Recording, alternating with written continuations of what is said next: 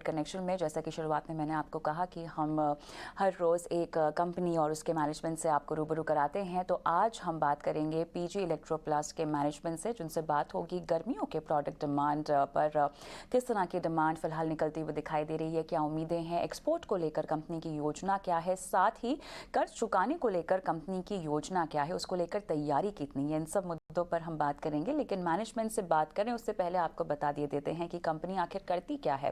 Consumer durable plastic mould की contract manufacturer है ये company. Washing machine, AC, air coolers, ancillaries बनाने का कारोबार करती है। LG, Whirlpool, Voltas, Havells, Carrier प्रमुख ग्राहक हैं इस कंपनी के। चलिए, इस बीच हमारे साथ जुड़ गए हैं पीजी इलेक्ट्रोप्लास्ट के एमडी विकास गुप्ता। विकास, आफ्टरनून, स्वागत है आपका कॉर्पोरेट कनेक्शन में। और चलिए हम शुरुआत करते हैं। जिस तरह से हमने देखा है कि पिछले एक साल में बहुत ज़्यादा फोकस किया गया है मेड इन इंडिया पर, आत्मनिर्भर भारत पर, पीएलआई स्कीम्स को काफ़ी पुश दिया गया है। अब इस संदर्भ में अगर हम भारत के इलेक्ट्रॉनिक क्षेत्र को समझें तो काफ़ी डिमांड आती हुई दिखाई दी है और जो तस्वीर है वो काफ़ी उभरती हुई दिखाई दे रही है। लेकिन अगर आपके ऑर्डर्स के लिहाज से हम समझना चाहें तो आपने कितने नए क्लाइंट्स जोड़े हैं, किस तरह से ऑर्डर्स बढ़े हैं पिछले एक साल में? नमस्कार कविता जी, और बहुत बहुत धन्यवाद मेरे को अपने शो पे लेने के लिए। जैसे आपने बताया, बेसिकली जो भी हमारा जो बिजनेस है, हम लोगों ने पिछले 3-4 सालों में हमारी कंपनी में हमने फोकस किया है प्रोडक्ट मैन्युफैक्चरिंग की तरफ। जो कंप्लीट प्रोडक्ट असेंबली हम लोग करते हैं, उस बिजनेस पे हमने फोकस किया है।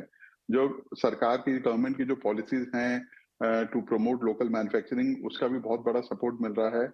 हमारी कंपनी ने ऑलरेडी पीएलआई में पार्टिसिपेट किया है, व्हाइट गुड्स की पीएलआई, जिसमें हम लोगों ने एक ग्रीनफील्ड प्लांट एसी मैन्युफैक्चरिंग के लिए महाराष्ट्र में लगाया, जो बहुत ही अच्छी तरीके से चल रहा है। जो प्रोडक्ट मैन्युफैक्चरिंग का जो बिजनेस है हमारे लिए, वो काफी फोकस का एरिया रहेगा आने वाले सालों में भी। और अभी जो ऑर्डर बुक है हमारे पास जो बिजनेस का जो आउटलुक है हमारे कस्टमर से काफी स्ट्रांग है। जैसे ही गर्मियां अभी शुरू हुई हैं, और गर्मियों में बेसिकली अभी गर्मियां शुरू हो रही हैं, अभी जो टिपिकली जो भी हमारे कस्टमर्स हैं वो काफी प्रोडक्शन को रैंप अप करते हैं और काफी इन्वेंट्री को बिल्ड करते हैं इवेंचुअली गर्मियों में सेल करने के लिए। तो अभी जो हमारे पास जो भी फीलिंग, जो भी हमारे पास फोरकास्ट जो हमारे क्लाइंट्स ने दी है, वो काफी स्ट्रांग है और ऑर्डर बुक काफी फुल है हमारे लिए। विकास, क्योंकि एक्सपोर्ट सिनेरियो जो है वो काफ़ी डल फिलहाल बहुत सारे क्षेत्रों के लिए दिखाई दे रहा है। आपका करंट एक्सपोर्ट सिनेरियो किस तरह से डिज़ाइंड है, किस तरह से आप उसमें आगे बढ़ रहे हैं तमाम चुनौतियों को ध्यान में रखते हुए?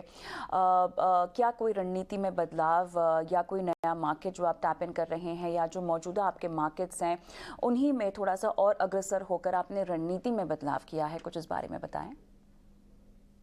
बेसिकली कविता जी, जैसे मैंने आपको बताया, हमारा जो मेन फोकस है प्रोडक्ट मैन्युफैक्चरिंग के बिजनेस पे ही है। और इसमें हम लोगों ने जैसे पिछले 2 सालों में हमने एसी को काफी एक बड़ा बिजनेस बनाया है अपने लिए, और अभी हमने टीवी का बिजनेस दोबारा से री एंटर किया है। तो अगेन जो फोकस है अभी प्रोडक्ट मैन्युफैक्चरिंग पे ही है। नए प्रोडक्ट कैटेगरीज को भी हम लोग एक्सप्लोर कर रहे हैं कि कौन से नए प्रोडक्ट्स को हम लोग अपने कैटेगरी में ऐड कर सकते हैं। एक्सपोर्ट्स के लिए मैं आपको बताऊंगा कि अभी काफी मेहनत और काफी काम बाकी है हमारी तरफ से। हम उस पे लगे हैं। अभी बेसिकली हमारा फोकस था डोमेस्टिक मार्केट की तरफ, बट आने वाले 1-2 सालों में हमको निर्यात की तरफ, एक्सपोर्ट की तरफ भी ध्यान देना पड़ेगा। और उसके लिए हम लोग कुछ नए प्रोडक्ट्स को, क्योंकि जो एक्सपोर्ट के लिए प्रोडक्ट हमको डेवलप करने हैं वो एक स्पेशल प्रोडक्ट्स रहेंगे, उस पर भी वर्किंग हम शुरू कर रहे हैं। तो मेरे ख्याल से अगले 2 या 3 सालों में हम प्रोडक्ट्स जो एक्सपोर्ट है, जैसे एसी का और वॉशिंग मशीन का, वो हमें कुछ उस पे एक अच्छा रिजल्ट ला पाएंगे अगले 2-3 सालों में। विकास, आप मैन्युफैक्चरर हैं, आप वोल्टास, हेवेल्स, वर्लपूल जैसी बड़ी बड़ी कंपनियों के लिए काम करते हैं। ये बताएं कि डिमांड ट्रेंड्स गर्मियों को ध्यान में रखते हुए किस तरह से आगे बढ़े हैं? क्या आपको डिमांड में इजाफा दिखाई दे रहा है, और किस तरह से ये डिमांड और बढ़ने वाली है आने वाले कुछ महीनों में? इसके बारे में कुछ बताएं। कविता जी, जो कूलिंग प्रोडक्ट्स हैं, जैसे हम लोग एयर कंडीशनर्स बना रहे हैं और एयर कूलर्स बना रहे हैं, तो जो हमारे पास जो हमारे क्लाइंट्स हैं, जो कस्टमर्स जिनके लिए हम लोग काम करते हैं, उनसे जो हमको फोरकास्ट मिला है जो आने वाले, जैसे मार्च का महीना भी चल रहा है, वो भी एक काफी स्ट्रॉन्ग जा रहा है। और आने वाले महीने में जो अप्रैल और मई का जो भी फोरकास्ट हमको मिला है काफी स्ट्रांग है। तो मेरे ख्याल से जो ओवरऑल सेंटिमेंट है मार्केट में, ये बहुत एक लेके चल रहा है कि चूंकि एक एल नीनो का इफेक्ट है और कह रहे हैं कि हीट वेव रहेगी, काफी इंटेंस रहेगी, तो उसके कारण हमको लग रहा है कि मार्केट में ओवरऑल काफी अच्छा ही ग्रोथ आनी चाहिए एसी में और एयर कूलर में, और all the customers are planning की एक अच्छी स्ट्रॉन्ग ग्रोथ एसी के बिजनेस में आनी चाहिए इस साल।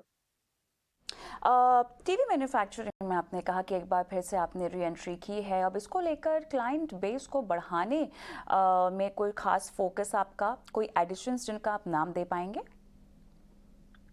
कविता जी, मैं अभी इधर टीवी मैन्युफैक्चरिंग में हम लोग काफी कोशिश कर रहे हैं। अभी एक ही साल हुआ है अभी हमारे को इस बिजनेस को दोबारा से रिस्टार्ट किए हुए। अभी कुछ क्लाइंट्स हैं जिनके नाम हमने काम शुरू किया है, और एक दो बड़े क्लाइंट्स हैं जिनसे हमारी डिस्कशन चल रही है। अभी वो उचित समय नहीं है उनके बारे में अभी बोलने के लिए, बट कुछ एक एडवांस डिस्कशन चल रही है जो अगले 2-3 महीने में क्लोज हो जाएंगे हमारी। चलिए, आउटलुक जानना चाहेंगे आपके मार्जिन्स और ग्रोथ को लेकर, किस तरह से यहाँ पर FY24 को ध्यान में रखते हुए आपने अपने टारगेट सेट किए हुए हैं? कविता जी, FY24 की जो गाइडेंस है अभी तक हमने फॉर्मली अनाउंस नहीं करी है। उसके लिए आप थोड़ा सा समय हमको दीजिए, अभी 1 महीना 15 से 20 दिन और लगेंगे, तो हम फॉर्मली आपको गाइडेंस एक रिलीज करेंगे। बट मैं ये कहना चाहूंगा कि एक मोमेंटम जो हमने बनाया है ओवरऑल ग्रोथ का, वो हम कोशिश करेंगे कि मेंटेन करें आने वाले सालों में भी। डेट रीपेमेंट को लेकर कोई ठोस प्लान? माफ कीजिए, जरा दोबारा से बताएंगे। डेट रीपेमेंट को लेकर, कर्ज उतारने को लेकर कोई खास योजना आपकी? कविता जी, बेसिकली अभी क्या है, चूंकि हम लोग एक फास्ट ग्रोथ ट्रैक पे हैं, तो अभी जो डेट को रीपेमेंट का प्लान है वो अभी ऐसा, हमारा जो डेट है वो एक नॉर्मल रीपेमेंट जो शेड्यूल्स हैं उसके हिसाब से पेमेंट उसकी होती जा रही है। बट चूंकि अभी हमारा एक शार्प रैंप अप आया हमारा एसी मैन्युफैक्चरिंग में, और उसमें वर्किंग कैपिटल की लिमिट्स की थोड़ी सी रिक्वायरमेंट बढ़ी है, इसलिए थोड़ा सा डेट हायर लेवल पे दिख रहा है। बट मुझे लग रहा है कि आने वाले तिमाही में जब एक इन्वेंट्री लेवल थोड़े से नॉर्मलाइज हो जाएंगे, तो ये डेट का लेवल भी थोड़ा सा नीचे दिखेगा आने वाले समय में। थोड़ा सा लंबा नज़रिया पूछ रही हूँ, लेकिन लॉन्ग टर्म आउटलुक कंपनी के लिए और नए नए सेगमेंट्स को लेकर क्या कुछ प्लान में है? कविता जी, प्लीज अंडरस्टैंड कीजिए कि जो प्रोडक्ट्स हम लोग बनाते हैं, जैसे कि टेलीविजन हो गए या एयर कंडीशनर्स हो गए, वॉशिंग मशीन हो गई, ये सारे जो प्रोडक्ट्स हैं इनका जो पेनिट्रेशन लेवल है इंडिया में अभी भी ग्लोबल एवरेज से बहुत नीचे है। तो जो इनकी जो ग्रोथ स्टोरी है वो I think multi year multi decade growth story है। देयर आर सर्टेन चैलेंजेस, वो चैलेंजेस जैसे एड्रेस होते जाएंगे तो मेरे ख्याल से डिमांड ओपन अप होती जाएगी। जैसे इंडियन इकोनॉमी ग्रो करेगी, परचेजिंग पावर बेटर होगी कंज्यूमर्स के लिए, तो वो मुझे लगता है कि जो ये प्रोडक्ट हम लोग बना रहे हैं इनकी ग्रोथ आने वाले समय में बड़ी स्ट्रांग रहने वाली है। ACPLI स्कीम के रेवेन्यू पोटेंशियल के बारे में क्या आप बात कर पाएंगे? पीएलआई जो एसी का रेवेन्यू के लिए पूछा है आपने, जी सॉरी। जी जी जी जी। हाँ, तो एसी में चूंकि हमारे सबसे स्ट्रॉन्ग प्रोडक्ट कैटेगरी में जो जो सबसे बड़ा प्रोडक्ट है वो एसी है। एसी में इस साल हम लोग ऑलमोस्ट 900 करोड़ का रेवेन्यू कर पाएंगे। हमने जो कंपनी की गाइडेंस दी है इस FY23 के लिए 2000 करोड़ की दी है, जिसमें ऑलमोस्ट 900 करोड़ पे एसी से ही आएगा हमारे पास। चलिए, बहुत बहुत अच्छा लगा आपसे बात करके, धन्यवाद, समय निकाला आपने और कंपनी की तमाम योजनाओं को इतने विस्तार से हमारे साथ साझा किया। और पीजी इलेक्ट्रोप्लास्ट में अब आपको क्या करना चाहिए, हमारे एक्सपर्ट विधि इन्वेस्टमेंट के विवेक करवा हमारे साथ जुड़ गए हैं। विवेक, आफ्टरनून, स्वागत है आपका।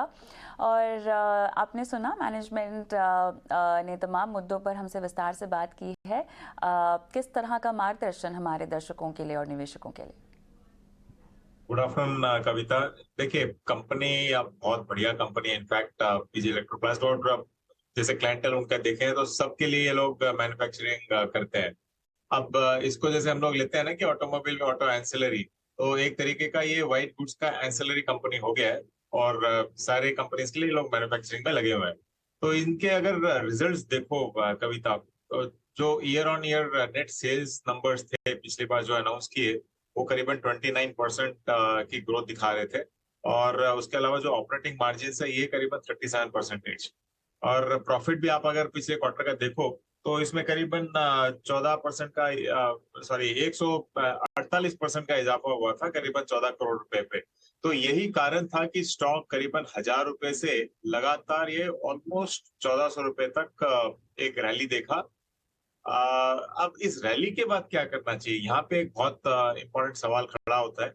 देखिए, ओवरऑल अगर आप परफॉर्मेंस देखो, वर्लपूल है, आईएफबी है, Voltas, blue star, I think blue star के सिवा सारे के सारे स्टॉक्स ने अंडर परफॉर्म किया है, क्योंकि कहीं ना कहीं दिक्कतें ये हो रही है कि कोविड के बाद में अभी तक डिस्पोजेबल इनकम्स इतनी नहीं बढ़ी है, और उस चक्कर में, और दूसरा कारण था कि इनपुट कॉस्ट प्रेशर्स बहुत ज्यादा थे।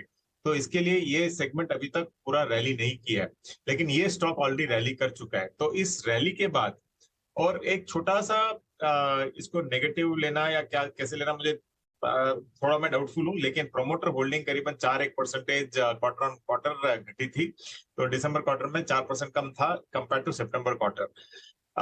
तो इस रैली के बाद मुझे लगता है कि स्टॉक एक फेयरली वैल्यूड जोन पे है। स्टॉक अच्छा है, फंडामेंटली अच्छा है, लेकिन क्या है कि रैली बहुत हो चुका है, तो फेयर वैल्यू पे है, ना कॉस्टली है ना चीप है।